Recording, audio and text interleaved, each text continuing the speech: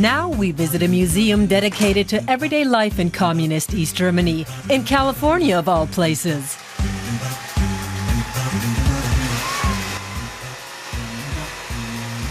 What's a Trabbie doing in LA? Heading for the Wende Museum, a treasure trove of artifacts from the former East Germany. Justin Jampol has collected close to 80,000 everyday items and archival documents that show what life was like during the Cold War. In the 1990s, when many traces of the former East Germany were being relegated to the scrap heap, Jampol salvaged whatever he could. In 2002, he set up the museum to serve as a research facility. Thousands of Stasi files and other historical documents are stored here. History is ultimately and should be about human behavior. This museum is not about things. It's the people that created the things, exchanged the things, sold those things, and it's about the people who gave us things. And so part of that mission is ensuring that we are understanding human behavior. The historian isn't interested in pursuing a political agenda. Instead, he hopes to reveal the many facets of everyday life behind the Iron Curtain. For instance, this film produced to combat AIDS, which was shown in East German schools. Du hältst es für nötig, dich vor AIDS zu schützen? Eigentlich nicht. Ich habe einen festen Freund und da sehe ich keine, brauche ich nicht für einen Dicke. Jampol was surprised at how openly the subject of AIDS was handled in East Germany. Of course, the GDR in many ways was very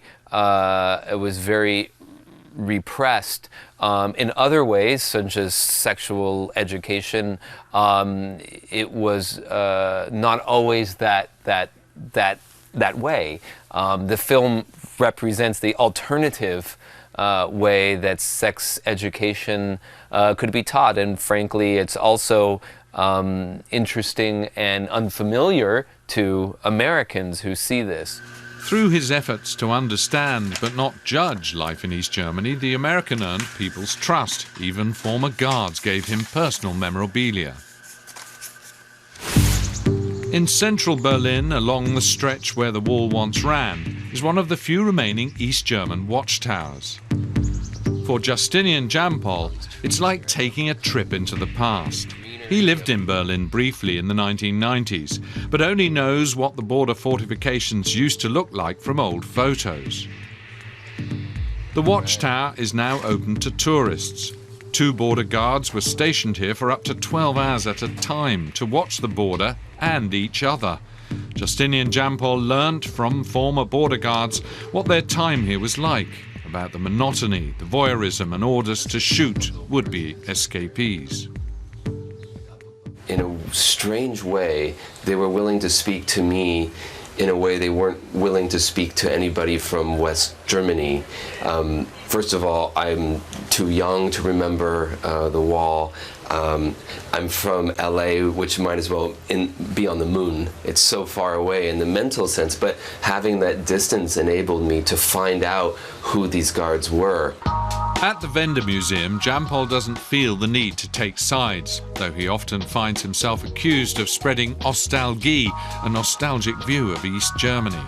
Yet he too dislikes the trinkets peddled to tourists. It does make it more difficult when we talk about an institution of Alltagskultur and everyday history, because I think oftentimes the very first thing people think of is the Trabbie safari, these little things you can buy at the store, and I think as more distance goes by, you'll see less of this, I think. But for now, there's more than ever. To mark the 25th anniversary of the fall of the wall, Justin Jampol was on the lookout for something special for his museum in LA. This East German guardhouse was once located in the parking lot of the state-run news agency. Now it's a mini art gallery with changing installations. Artist Christoph Zwiener saved the booth from demolition and offered it to Jampol. It's something that we do at the Wende Museum all the time. We support artists and artworks. Every year we support about 4 artists. We have a artists in residency program, and the Wende Museum is, since we're an unconventional museum, we do things in unconventional ways. We combine history and art. An authentic artifact and an art gallery. The guardhouse is both. For 2 months, it was on display at various locations in LA, and now it's standing on the Wende Museum's new grounds at the former US National Guard Armory in nearby Culver City. Construction work is ongoing, and the first sculptures are waiting to be unpacked. Now we have East European GDR collections finding a home in a U.S. Army building. So there's something about that I think is really fascinating and special. Bringing East German history into the present and creating awareness about the repercussions of borders and walls. That's what California's Wende Museum is all about.